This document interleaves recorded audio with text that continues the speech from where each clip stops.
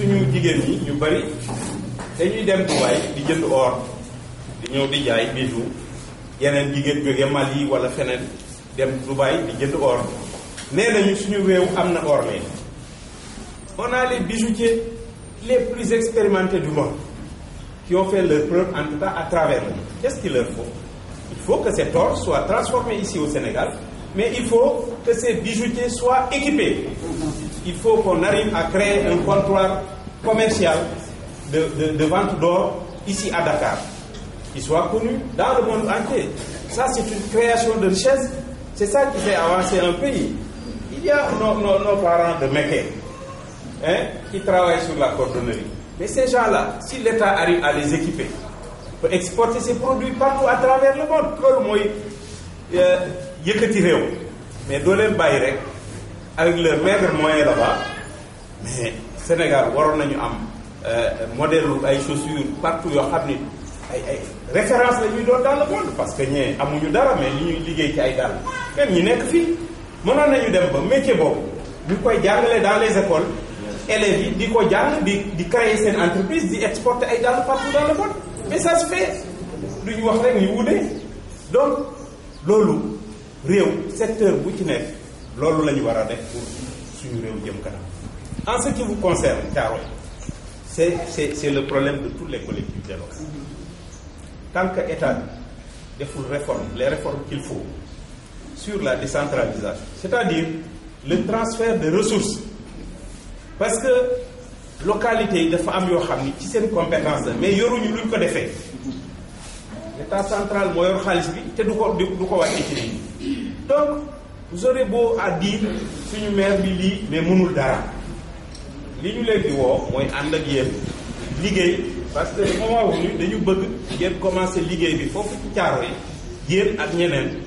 ngeen bokk liggéey. Le moment venu ñi mën a nekk ci liste yi nekk ñu désigner maire, ñun suñu amee majorité ëllëg dinañ def les réformes qu'il faut nga xam ni maire bi Thiaroye fu liggéeyul ngeen ñëw jàpp ci kawam ni ko lii liggéey, parce que dina am un budget conséquent buy tax mu mën a liggéey. Parce que wax na ko léegi monsieur Gaye, c'est Gaye, le problème de l'insécurité aujourd'hui depuis quelque temps c'était un problème presque qui avait disparu en tout cas de Dakar un peu, ou bien qui avait un peu reculé. Mais aujourd'hui dafa mel ni dafa jógaat chaque jour nga dégg ni rey nañu nit léegi waxuma la Thiaroye ngeen di wax mais VDN bi fii dañ fi rey ay nit léegi. Et ça c'est grave dans un pays comme le Sénégal. Kon ñun dañu bëgg a woo nit ñi ñu ànd liggéey, parce que réew liggéey moo ko yoree, même nit li koy jariñ moo koy liggéeyal boppam. Loolu il faut que ñu xam, mais il faut que les conditions soient créées. Là nag état bi moo mën a def lu bare loo xam ne mooy jëmale réew mi kanam. Loolu daal man gisaguma ñu teg tànk foo xam ni jëm na kër. bi deuxième alternance bi amee ba tey gisaguma lu tane li fi nekkoon. Nit ñi kenn du la wax ni la lii am na. te kenn wanaguñu benn direction également. non loolu la ñu bëgg sax, parce que suñu réew la bu ñu sañoon bu dellu ginnaaw mukk nag. waaw dellu ginnaaw mukk, parce que réew mi bu amee lu metti ci ñun ñëpp lay dal. Bu dalee ci yéen dal ci man, parce que samay mbokk man aw ma benn mbokk feneen fi laa juddoo fi laa léegi aw feneen donc bu ñu sañoon réew mi du am jafe-jafe. Kon il faut que ñu changer doxalinu politique. Il faut que ñu xam ni ñun ñoo bokk affaire yi. Boo jógee fi yow Sali ak ñi nga àndal ngeen xam ni ëllëg bu élection locale yi ñëwee peut-être dinañ ci jàppale leen, mais du ñu ñëw mukk naan leen kii ngeen di fal maire ak kii yéen bu boobaa, parce que nous voulons créer un parti où la démocratie sera effective. Loolu moom bu yeboo ngeen xam du loo xam ni dañ naan diw moo fay nekk. Maintenant démocratie nag dafa am ay règles, parce que heure bu ngeen defee foofu placement des cartes yaay seeni carte ba désigner seen responsable, ça veut dire que ñooñu aussi ñoo fa war a nekk ëllëg, parce que c'est la démocratie. Mais en tout cas du ñun ñooy ñëw naan leen kii ngeen di tabb wala kee ngeen di tabb. Bu ngeen jëlee seen responsabilité tabb seen nit bu liggéeyee ngeen xam ni liggéey la, bu liggéeyul ngeen xam ni liggéey. Mais liggéey bi aussi il faut que ñuy changer ñuy faral di liggéeyee ñu tab la maire rek yaa di maay maire bi maay buur maay bu mi maay def yëpp du ma tàggu kenn da nga am conseil municipal da nga am ay collaborateurs yoo xam ni war nga wax ak ñoom parce que yéen a bokk dëkk bi loolu façon doxalin boobu dañu bëgg ñu ànd tëral ko pour l'intérêt de notre pays loolu ñu ngi ciy waxtaan ak ñu bëree bëri ñi ngeen ñëwee ñu bëri ay kilifa ci réew mi dañu ñëw waxtaan ak ñun parce que dañu bëgg réflexion bi ñu yaatal ko ba lépp lu ci jëkk jóge mën a nekk njariñu Sénégal ndaxte def programme moom yomb na def programme boo demee ci internet bi balaa ngoon nga xool fii lii baax na nga jël tap lii fii la baax fii mais bu boobaa bu épouser réalité yi nga xam ni moom la ñuy vivre ñun loolu bu ko defee da nga koy teg ba pare mais doo ko mën a appliquer da nga war a defar programme à partir des réalités du pays ñun nag bokk gis loolu la ñu bëgg moo tax ñu tudd bokk gis-gis bu ko defee lépp lu ñuy def rek waxtaan lay doon parti bi buñ ko taxawalee du benn nit Pape Diop ñu naan du man de bu boobaa bu dara amee ñëpp day am comité boo xam ni du man maay jël décision d'accord maa ngi ci biir bu ma nekkee président bi aussi mais dañ koy waxtaanee parce que réew tant que duñu waxtaanee décision yi rek génne ko du doon loo xam ni njëriñ lay doon loolu la ñu bëgg ànd taxawal ko donc tey vraiment kontaan naa trop maa ngi gërëm Bara ci démarche yi mu def moom ak Salek ñi mu àndal yëpp bu yàgg ba tey moom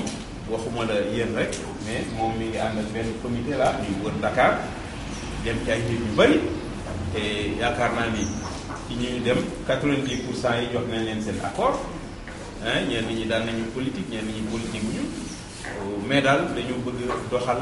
beneen façon doxalin bu bees parce que nag suñu réew ñu ngi bëgg a suux ci politique dañ koy def façon boo xam ni par parloo la te politique du par parloo il faut que ñu génnee ci loolu il faut que ñu xam ni lii mi ngi mel ni yow mi nekk sa kër rek yore ko boo xëyee da ngay seet doo jëme kanam loolu rek mooy politique mais par parloo comme ñu bàyyi ku def dara ñu ni la def nga lu baax boo deful lu baax nag ñu xam ni yow mii kat yaaroo ci yoon ñun nag du ñu def tam opposition boo xam ni gis bu ñu gisee lu baax ñu gëm parce que nous voulons être honnêtes avec nous-mêmes mais bu ñu gisul lu baax aussi danañ taxaw dénoncer ko ànd ak population yi loolu la ñu fas yéene taxawee waaye yéen tey seen ñëw fii lu ñuy encourager la ndaxte politique également il faut que nit ñi participer ci surtout au niveau de la base te Thiaroye am na ko fi wax léegi man Thiaroye xam naa ni mu njëkk a juddu dëkk yu bari ci département Pikine est-ce que sax Thiaroye njëkkul juddu Guédiawaye Thiaroye moom Pikine ak Pikine Thiaroye moo doon en l'histoire du Sénégal donc Thiaroye zone la bu am importance waruñu négliger yeneen yi mais moom itam waruñu ko fàtte war nañ ko boole ci dëkk yi nga xam ni dëkk cosaan la Thiaroye dëkk cosaan la sax alors loolu yëpp yéenay taxaw nag léegi dès maintenant ngeen am dox ko parce que loolu yëpp xeex la il faut ngeen taxaw xeex ko lu ngeen war a am ci réew mi rek ngeen fexe ba am ko parce que nit ki kenn rek ñëw di leen utiliser en politique bañ leen loolu léegi il faut refuser ça ñëw dajale leen nit ñi ñëw loolu c'est dañ ko bëgg a bannir également autre chose qui est important les jeunes et les femmes il faut que ces catégories de la population soient beaucoup plus responsabilisées dans les instances de décision. waxuma la ñu jël benn ministère rek jox ko benn jigéen fële naan moo yor jigéen ñi te là ministère de la jeunesse benn ji non mais il faut que ñu nekk ci instance de décision yi parce que c'est des acteurs de développement mënoo mukk def politique xaw a beddi xale yi xaw a beddi jigéen ñi ba pare nga ni nga bëgg a développer c'est pas possible. Puis état am na moyen yoo xam ni il faut que yéen a ngi wax projet bari jigéen yu bari bu ñu leen rencontré dañuy wax ni dañu bëgg ay financement ak yu bëree bëri loolu état war na ko mën a organiser également dimbali nit ñi mais nag waxuma ni ku ñu lebal xaalisam nga daal di koy lekk tëdd sa kër loolu aussi du yoon il faut que ñuy waxante dëgg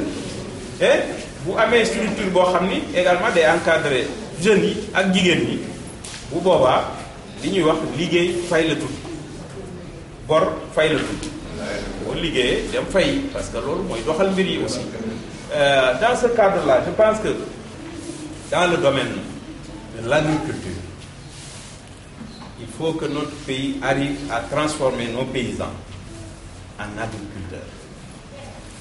tant que loolu mooy li ma wax rek programme la bu gudd nag boo xam ni nañ ko ba nga xam ni li ñuy lekk yëpp danañ ko bay fii suñu réew ceebu Sénégal bi mais ceeb boobu ku nekk président war nga fixer benn objectif boo xam ni court terme pour ñu résoudre ko définitivement fexe ba li ñuy bay yëpp vraiment en 5 ans mënoon nañu def programme boo xam ne en 5 ans li ñuy dundee yëpp ci ceeb danañ ko bay ba pare di ko exporter et c'est moins cher le riz de la vallée coûte moins cher et puis il est de meilleure qualité il y a le blé farine bi ñuy lekk yëpp ci blé lay jógee là également l'expérience a montré que ça pousse au Sénégal. Pourquoi le gouvernement n'encourage pas les agriculteurs à cultiver le blé dont on a besoin? Boo demee Arabie Saoudite c'est le désert total dañuy exporter léegi blé dañ koy exporter alors il y a des produits terre à terre pour continuer d'importer at bu jot ñu naan woy soble manqué na fii tabaski bi ñëw na alors que nous notre pays produit 250 000 tonnes d'oignons par an. Mais qu'est-ce qui reste? C'est la conservation. Ça, c'est l'État qui doit organiser ce secteur ou bien pousser les hommes d'affaires sénégalais à investir dans ce secteur-là. Mais personne ne fait rien du tout. On continue à importer de l'oignon d'Europe pour enrichir ces gens-là au détriment de nos populations. Donc, la pomme de terre aussi, on aurait pu produire toute la pomme de terre dont on a besoin annuellement, ici au Sénégal. L'expérience est très terre à terre. On aurait pu faire 1000 projets avec. Et d'autres produits de consommation. Donc, il faut que l'espoir est toujours là. Je pense que nos amis qui sont au pouvoir vont rectifier leur tir pour s'orienter vers la bonne voie. Mais en tout cas, pour l'instant, comme yéen gisaguma loo xam ni jëm na kër comme ni ñu koy waxee loo xam ni dina tax am xale yi am yaakaar am liggéey. Il y a un secteur important également qui crée beaucoup de richesses dans un pays et beaucoup d'emplois. C'est le secteur touristique. Mais tel qu'il est organisé avec Salila, je pense que c'est pas ça. Nous avons beaucoup de potentialités touristiques. Nous avons la Grande Côte, de Dakar à Saint-Louis. Nous avons les îles du Saloum. Nous avons Tambacounda avec des campements de chasse, parce que le tourisme de chasse aussi existe. Ce que des pays comme le Maroc est un bon exemple pour le Sénégal. Parce que Maroc li tax muy exemple bu baax Maroc dafa tolloon ci diggante bi ñu toll di importer lu bari ci lu muy lekk ba ci ay produits laitiers viande et produits laitiers. Alors mais à un moment donné de son histoire dañu taxaw ni lii kat jaaduwul nañu fexe ba lu ñuy lekk ñu fexe di ko bay fii. benn bis tase naa premier ministre Maroc mooy yéen li ngeen am ci ndox ñun amuñu ko li ngeen am ci suuf aussi je ne sais pas pourquoi mënu leen a def nu ñu def xamul boobu te xel rek la ak am pas-pas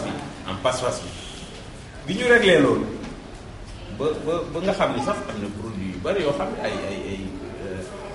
ñu tuddati ay beurre yoo xam ni da ngeen koy gis dañ koy transformer tuddee ko Adja je ne sais pas quoi Maroc lay jógee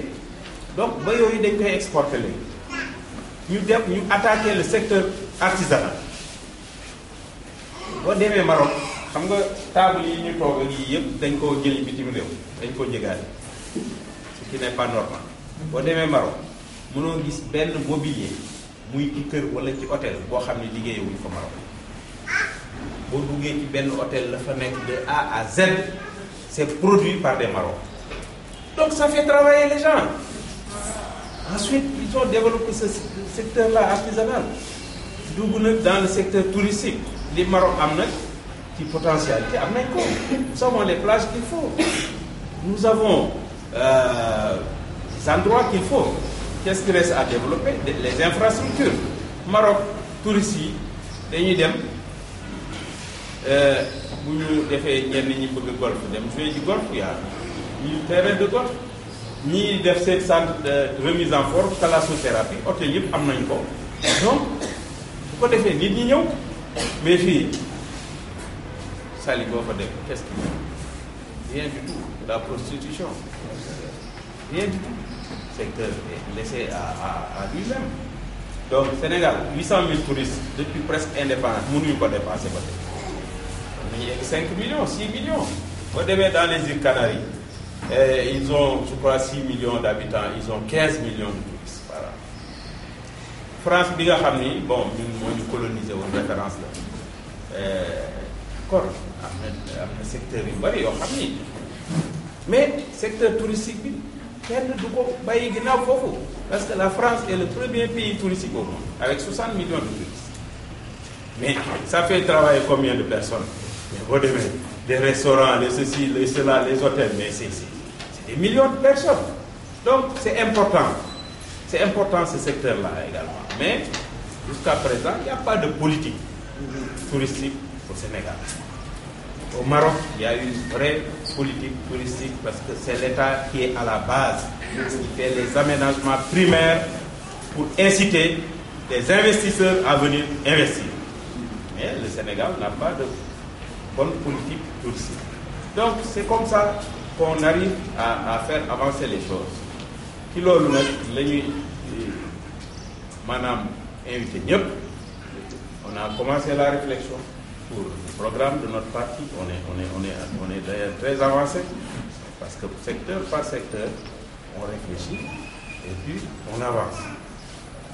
Il y a également le secteur de l'éducation. Je pense que là également, il y a des réformes à faire parce que nous devons nous orienter vers la formation de ceux dont on a besoin pour notre développement. Mais il ne faut pas suivre la formation classique pour sortir des chômeurs. Aujourd'hui au Sénégal, combien de jeunes sont maîtrisables? Combien de jeunes aujourd'hui ont le doctorat mais ils dorment chez eux? Il faut nga seet li nga bëgg li nga xam ne lii nga war a jaar pour développer réew bu nekk noonu lay avancer mais lii la ñu tubaab yi indiloon rek ñu topp ko rek boobu ba nëgë ni ñooñu taxaw xool lan moo baax ci ñun parce que tubaab yi li baax ci ñoom baaxul ci ñun lan ñun fan la ñu bëgg a dem ak ñan ñooñu fa war a yóbbu loolu yëpp il faut que les techniciens aussi réfléchissent sur le secteur de l'éducation. Il y a également le secteur de la santé qui est très important. Malheureusement aujourd'hui je n'ai pas les statistiques mais je disais qu'un médecin pour peut-être je ne sais pas 100 000 Sénégalais et ça ne devrait pas être le cas. Nous voyons des médecins qui sont au chômage, des pharmaciens et tout. Et quelque part même des postes de santé n'existent pas. Nous, notre politique, quand j'étais maire de Dakar, beaucoup d'entre vous se rappellent de 99, 2000 environ. Nous avons yóbbu nañu ay nit Dantec dañoo dee ci cour bi parce que jotuñu am fu ñu leen dugal. Mais la politique direction de centre de santé dans les différentes communes d'arrondissement, ce problème-là n'existe plus à Dakar. Partout, il y a des centres de santé très modernes. Il y a le SAMU municipal qui constitue une référence. À centre de santé. Donc c'est ça qui fait un pays. À Thiaroye également, ça devrait être le même cas. Thiaroye devait dotés de centres, de centres de santé modernes. Waxuma comme yi nekk Dakar, waxuma poste de santé. Je ne parle pas de poste de santé. Parce que au niveau de Dakar, non seulement nous devons pouvoir dans chaque département avoir un hôtel. Du moins, bon, en France, c'est presque des hôtels, les hôpitaux, la partie hébergement. Nous devrions avoir des hôpitaux dans chaque département, mais dans chaque commune d'arrondissement, un centre de santé, plus les postes de santé. Plus maintenant les postes de santé. Mais pour que cette politique puisse être menée, il faut que également ces communes soient dotées de ressources suffisantes pour pouvoir mener cette politique-là. Donc, c'est des réformes qu'il faut pour que nos populations, dans le domaine de la santé, soient dans de meilleures conditions. Parce que wér-gu-yaram nag moo yore lépp boo wérul doo tal dara te am sa doom wala sa mbokk bu feebar amoo foo ko fajee dafa métti loolu également il faut que y a des trucs de base daal yoo xam ni Sénégal moom la ñu war a njëkkee parce que développement dafa am fu mu commencé waaye doo def loo xam ni day egg ca kaw te du jariñ nit ki dara da ngay def loo xam ni à hauteur d'homme la man ko jariñ loolu mooy politique loolu mooy base politique donc maa ngi kontaan trop tey ci ni ngeen fi ñëwee yaakaar naa ni beneen yoon man maay ñëw seet si leen Thiaroye du doon nag seet si sax yoo xam ni folklore bu ñëwee du xool problème yi fa am bu sa teg yéen waxtaan dem bugguñu pour l'instant daal politique de folklore dajale nit ñi ñuy tàccu c'est pas ça ndaxte politique finalité bi pour nit ki mën a jariñu la waaye benn nit rek ñëw ñu koy tàccu laa kii loolu il faut que ñu wàññi ko tàccu yi ak folklore bi parce que la politique est une affaire sérieuse waaw mais ni ñu ko doon defee il faut que ñu changer xam ni nit ki jariñu nit ki lañ ci wut wutuñu ci foog loolu foog ñu fexe ba loolu aussi ñu jëm ko dugal ci ñun suñu philosophie parti wàññi pom yi wàññi folklore bi te tam nit ñi tam di bañ a xeeb parce que mën nga commencé ci lu ndaw egg sori exemple yi bari nañ donc nit ñi bañ di xeeb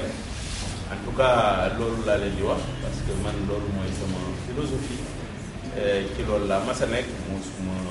nekk ci loo xam ne da ngay def nit toujours da ngay démarrer parce que loolu mooy àddina boo juddoo sax doo man dara ndànk naa ngay kii ba évoluer ba màgg donc noonu la àddina tëddee. Alors nous avons un continent d'avenir pas le Sénégal mais l'Afrique est un continent d'avenir et ça l'histoire nous donne raison tous les jours dama mas a waxtaan ak benn kilifa bu nekk Europe gis naa fan yi sax moom la ñu nommé ci ban conflit romano-provincial moom le secrétaire général des Nations Unies nommé sur le Mali voilà sur le Mali boobu moo nekkoon commissaire à l'Union européenne ñëw Dakar bi si boobu maa ngi président assemblée ma ni ko yéen Europe da ngeen a def erreur boo xam ni bu ñu demee ba ci kanam fii fukki at 2004 la woon ma ni ko bu ñu demee ba fii fukki at di ngeen xam ni def ngeen erreur mais ce sera trop tard dama ko wax ni yéen bi mur de Berlin daanu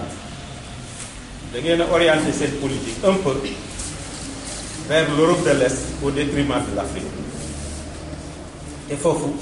amu leen fa dara lu ngeen def da ngeen peut-être tey da ngeen seet rek ni affinité raciale yéen a bokk kii rek yéen a nekk ay tubaab ngeen bëgg ñu fàtte waaye bu ngeen ñu fàttee y a la Chine y a l'Inde y a le Brésil et d'autres pays émergents qui vont venir occuper vos places en Afrique bis bu ngeen bëggee dellu si waat nag ce sera trop tard c'est arrivé la crise là qui secoue l'Espagne, la Grèce, l'Italie commence à secouer la France et ça ne s'arrêtera pas. Ça ne s'arrêtera pas.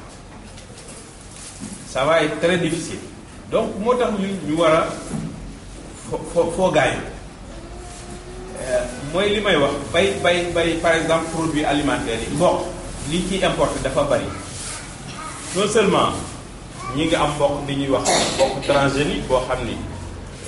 dañ ko transformé génétiquement études yi ñu mujj a def wane na ni mboq boobu dafa cancérigène boo koy lekk bu yàgg daf lay jox cancer